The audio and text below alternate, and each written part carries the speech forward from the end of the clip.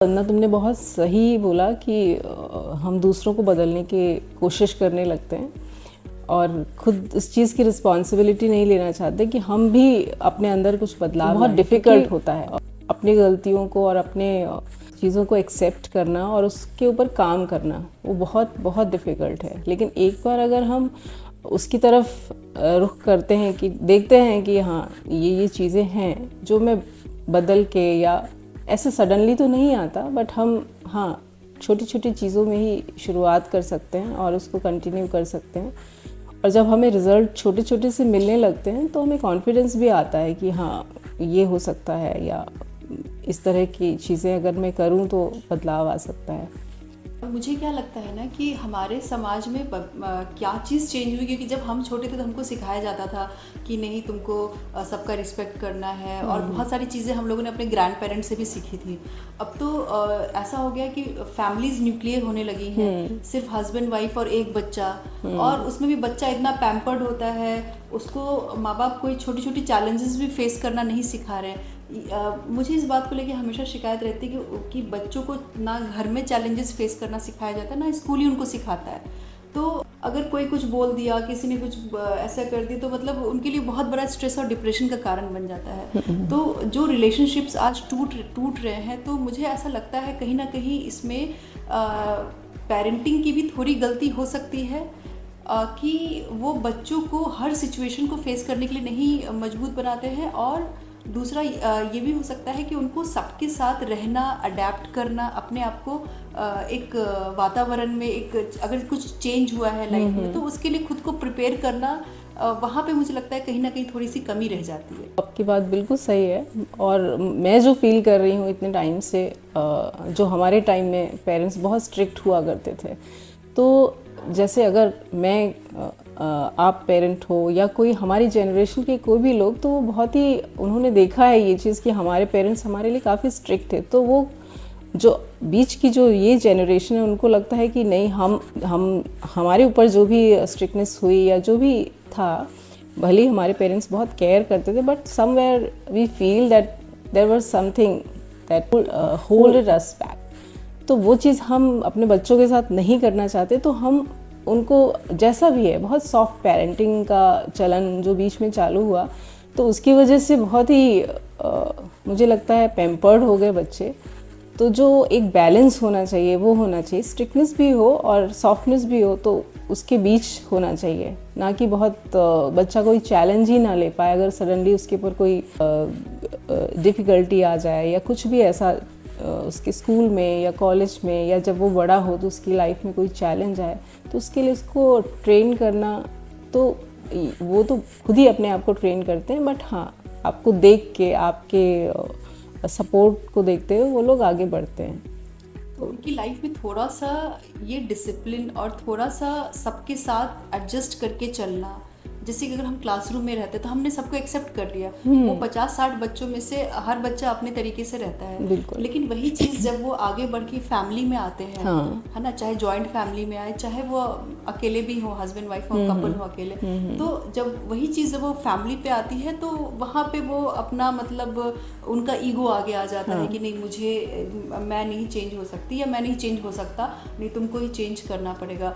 तो वो जो बात आती है, तो वहाँ पे कहीं ना कहीं मुझे लगता है कि वहाँ पे कुछ ट्रेनिंग भी देने की ज़रूरत है, मे बी पेरेंट्स के लेवल पे, maybe as a society, maybe as a family values के लेवल पे, कि जहाँ पे वो फैमिली की इम्पोर्टेंस को समझे और फैमिली को प्रायोरिटी में रखें, और अपनी और मतलब थोड़ा टाइम लेके सोचे कि हाँ क्या बेस्ट हो सकता है। बिल्कुल बिल्कुल सही कहा, क्योंकि अभी पहले के टाइम में तो हम न्यूक्लियर फैमिली इतनी नहीं होती थी, और सब दादा दादी, नानी नाना सब साथ में ही बच्चों के होते थे, और बहुत ज़्यादा इंटरेक्शन रहता था, तो बहुत सारे वैल्यूज़, फैमिली वैल्यूज़ उनके अंदर ऑटोमेटिकली इंस्टिल हो जाया करती थी। बट अभी के टाइम में हम बहुत ही अकेले रहते हैं और बहुत कम लोगों के साथ इंटरेक्शन होता है, तरह तरह के लोगों के साथ मिलना जुलना, और जो नेबर्स से भी हम बहुत कम ही मिलते जुलते हैं। तो इस वजह से मुझे लगता है वो चीज़ें स्कूल में उतना नहीं हो पाता, कि कुछ देर का होता है या उनके फ्रेंड सर्कल में होता है, बट और जो उनको चीज़ें जो सीखनी होती हैं, जो बड़ों से सीखनी होती हैं, वो शायद बहुत ही कम जनरेशन में हो पा रहा है। तो उस वजह से शायद ये रहा होगा, गैप आ रहा है। हाँ। और दूसरा चीज़ मुझे ऐसा भी लगता है कि सक्सेस का जो डेफिनेशन है वो पूरा चेंज हो गया। हाँ, अभी सक्सेस अभी क्या है कि बच्चे 21-22 साल में उनको जॉब प्लेसमेंट मिल रही है, अच्छी जगह प्लेस हो रहे हैं और अपना करियर भी बना रहे हैं, प्रमोशंस भी ले रहे हैं, सब कर रहे हैं, बहुत मेहनत भी कर रहे हैं। लेकिन कहीं ना कहीं उन्होंने अपना ये एक जो मनी होता है, पावर या पोजीशन, उसी को वो प्रायोरिटी देते हैं। फैमिली उनके लिए सेकेंडरी हो जाता है कि हाँ मतलब कि हमको फैमिली पे भी थोड़ा टाइम देना है या फिर वो मेरे लिए इम्पोर्टेंट है। तो सबसे ज़्यादा मतलब आज की डेट में लोग पैसे को वैल्यू करने लगे हैं और सक्सेस का मेजरमेंट भी वही हो गया है। जबकि अगर हम पुराने अपने शास्त्रों को देखें तो वहाँ पे उन्होंने लाइफ के 4 एस्पेक्ट बताया, धर्म, अर्थ, काम, मोक्ष। और जब तक चारों चीज़ें बैलेंस नहीं होंगी तब तक वो कोई उस आनंद की अनुभूति नहीं कर सकता जो जीवन में लोग करने के लिए आए हैं। हाँ। हम खाली एक ही चीज़ के पीछे भागे जा रहे हैं। बिल्कुल सही, ये बात बिल्कुल सही है कि फाइनेंशियली हर कोई स्ट्रांग होना चाहता है, फाइनेंशियली वेल ऑफ होना चाहता है और वो इम्पॉर्टेंट भी है, बट उसके पीछे भागते रहना, अपना पूरा सुकून उसमें ही लगा देना, मेरे ख्याल से तो बहुत अच्छी बात नहीं है। अपनी लाइफ के बहुत एस्पेक्ट होते हैं जिसको हमें फोकस करना चाहिए। तो अगर हमें खुशी चाहिए और सुकून चाहिए तो पैसे तो चाहिए ही उसके लिए, वो तो टॉप प्रायोरिटी होती ही है। लेकिन उसके साथ ही साथ हमें अपना और भी बहुत सारी चीज़ें हैं जिसको फोकस करना चाहिए। योगा है, मेडिटेशन है, और भी बहुत सारे चीज़ें हैं, हेल्थ है, अपने फैमिली के साथ टाइम स्पेंड करना है। तो अगर हम वो सब खो रहे हैं फाइनेंशियल स्ट्रांग होने के लिए तो कहीं ना कहीं हम वीक होते जा रहे हैं, तो हम स्ट्रांग नहीं हो रहे हैं। तो हमें अपने जड़ों से तो जुड़े रहना ही पड़ेगा, अपने पेरेंट्स से, अपने दोस्तों से। फ्रेंड्स भी बहुत इम्पोर्टेंट होते हैं अपनी लाइफ में, क्योंकि दोस्तों कभी कभी मैंने देखा है मैरिजेस जो होती हैं दोस्तों की वजह से बचती हैं। और ये शायद थोड़ा अटपटा लगे, बट मैंने देखा है कि वो बहुत सारे केसेस में बहुत सपोर्ट करते हैं, हेल्प करते हैं, एक बहुत इम्पॉर्टेंट रोल प्ले करते हैं। तो मेरे ख्याल से ह्यूमन बीइंग बहुत ही दोस्तों के साथ, या फिर सामाजिक प्राणी तो है ही वो, तो आसपास लोग होना बहुत इम्पोर्टेंट है एक बच्चे के लिए भी जो उसको इवॉल्व होना है। दोस्त भी अपनी जगह अच्छे हैं, अगर अच्छे दोस्त मिले तो आप बहुत किस्मत वाले हैं, नहीं तो उल्टा भी हो सकता है। तो दोस्त बाकी सब चीज़ ठीक है, लेकिन कहीं ना कहीं मुझे लगता है कि जो एक रिलेशन है, जो रिलेशन में जो उनका आधार है, जो नींव है, जो ग्रास रूट है, वो है ट्रस्ट। बिल्कुल, ट्रस्ट एंड रिस्पेक्ट। तो ये जो ट्रस्ट एंड रिस्पेक्ट है वो मे भी रातों रात नहीं आएगा, नहीं, उसमें थोड़ा सा टाइम लगता है। लेकिन लोग उतना वेट करने को रेडी नहीं है। हाँ। उनके अंदर उतना पेशेंस नहीं है कि वो थोड़ा टाइम दे अपने रिलेशन को और समझें, और वो बस जंप करना चाहते हैं कंक्लूजन्स पे कि हो गया, इनफ इज इनफ। बिल्कुल सही कहा, क्योंकि उनको लगता है कि डेस्टिनेशन जो है वो बहुत इम्पोर्टेंट है, जर्नी कोई मायने नहीं रखती। अगर किसी को ये लगता है तो मेरे ख्याल से जर्नी जो होती है, जो हम वेटिंग पीरियड होता है, उसी में सारा खेल होता है। वो नहीं है कि आप पहुंच गए तो सब खत्म हो गया ना, वो तो आपको मिल ही गया। बट जो बीच का रास्ता है उसको तो आपको हर तरह से खुशी से तय करना पड़े। मुझे याद है मेरी जीवन की एक छोटी सी मतलब जब मेरी नई नई शादी हुई थी, तो मतलब हम दोनों ही बहुत बहुत ही नेक टू माउथ रहते थे कि मतलब जितना इनकम है हाँ। या उससे थोड़ा सा खर्चे ज़्यादा थे, जॉइंट फैमिली भी थी साथ में। लेकिन मुझे आज भी याद है कि मैंने जो बाइक पे जो राइड एंजॉय किया है नासिक की पहाड़ों में, हाँ। है ना, वो आज मुझे SUV 700 भी वो खुशी नहीं दे पाती। जबकि आज मतलब हमारे पास बड़ी कार है, सब कुछ अच्छा है, मतलब we are well off with God's grace. लेकिन वो जो मैंने मोमेंट बिताए हैं जहाँ पे मतलब थोड़ा था और हमने उसको लगता है कि पूरा वो क्षण को फिर से जीना चाहते हैं, है ना, क्योंकि मतलब लगता है कि हाँ कि चीज़ें मायने नहीं रखती है लाइफ में, पैसा शायद इतना मायने नहीं रखता, लेकिन वो जो एक ट्रस्ट था, जो एक फेथ, एक रिस्पेक्ट, और उससे जो लव क्रिएट होता है, मतलब अगेन हम एक दूसरे को जब रिस्पेक्ट देना स्टार्ट करते हैं तो फिर हम उनके लिए सोचना स्टार्ट करते हैं, उनके लिए मतलब हम केयर करना स्टार्ट करते हैं, तो फिर ऑटोमेटिक धीरे धीरे वो पूरा एक सर्कल कंप्लीट होता है and we start enjoying that relationship. बिल्कुल सही कहा, क्योंकि ये जो मोमेंट्स होते हैं ये बहुत ही रिच बनाते हैं अपनी रिलेशनशिप को, अपनी लाइफ को। तो इन छोटे छोटे मोमेंट्स से बन के ही तो पूरी लाइफ होती है।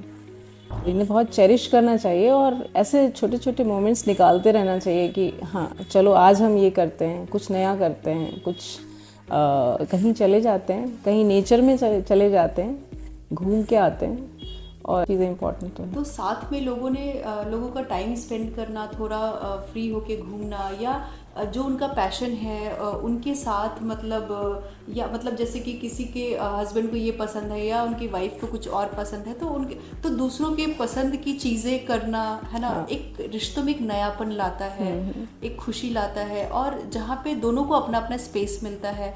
और जब क्या होता है ना कि कभी भी कोई चीज़ एक तरफा नहीं होती है, जब यहाँ से वो सेम वाइब्रेशन और एनर्जी जाती है तो वो सामने वाले से भी मिलना स्टार्ट हो जाता है। बिल्कुल बिल्कुल सही है, क्योंकि हर चीज़ अपना रिफ्लेक्शन ही तो है। जो एनवायरनमेंट है वो हमारा ही रिफ्लेक्शन है।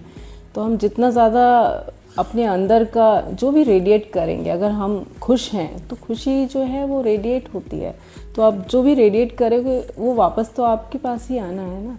तो हमें बहुत ही केयरफुल रहना चाहिए। ऐसा नहीं है कि हम दुखी नहीं हो सकते, जो लाइफ जैसे भी हमारे सामने आती है हमें तो एक्सेप्ट करना चाहिए उसको। अगर हम दुखी हैं तो दुख भी जाहिर करना चाहिए, ऐसा नहीं कि हम अंदर दबा के बैठ जाएं। बट हाँ, हम उसमें कितनी देर रहते हैं, कितनी देर उसको हम पालते हैं, वो बहुत इम्पोर्टेंट है। तो हमें देखना चाहिए हम किस चीज़ को पाल रहे हैं।